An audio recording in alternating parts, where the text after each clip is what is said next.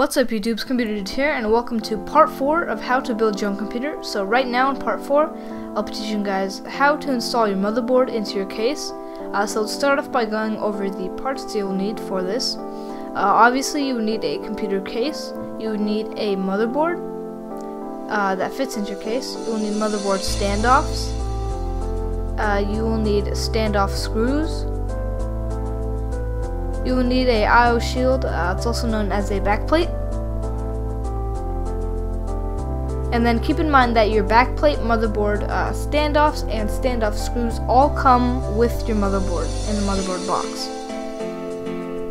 Alright, so the first thing I want to do is install these standoffs.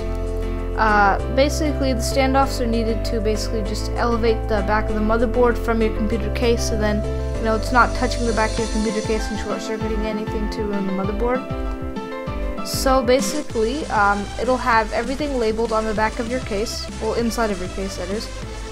It'll have the locations that you need to screw in the standoffs inside of your case. So basically you'll just grab the standoffs and then screw it into the appropriate locations, just hand tight them. And then after you've tied them in, it should look something like this. And then this right here should be your finished result after you've screwed in every standoff. So now what we're going to do is basically install our I/O shield or backplate. So to do that, you'll just want to take it out of its case, if it comes in one. And then you'll want to just push it into the back of your case. It should just snap in place. It may take a few minutes to get in because it's kind of tedious, when you push it in on one side it pops out of the other, but after you've got that in, it's quite simple. Now we're going to be installing our motherboard into the case. So to do this, you'll simply want to just eyeball its position. Just line it up with the standoffs that we put in earlier, and then you'll want to just drop it down. And then you may have to kind of push it to the back of the case to get it lined up because the I/O shield kind of pushes it back.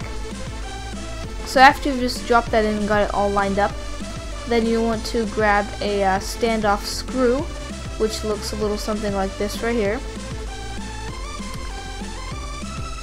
And then you want to simply screw that into the appropriate spots that you put in the standoffs earlier. So there will be holes on your motherboard, and then you put the screw through those holes on the motherboard, so it will screw into the standoff. Once you actually see it in person, it's a lot easier to understand. It's kind of hard to explain in the video, but once you actually see it in person, you'll get what I mean. It's pretty self-explanatory. Alright, so yeah, that's about it for this part. So thanks for watching. Don't forget to subscribe, rate, comment, post the video response below, thumbs up, favorite, and also check out thecomputerdude.com for your own free go-kart plans.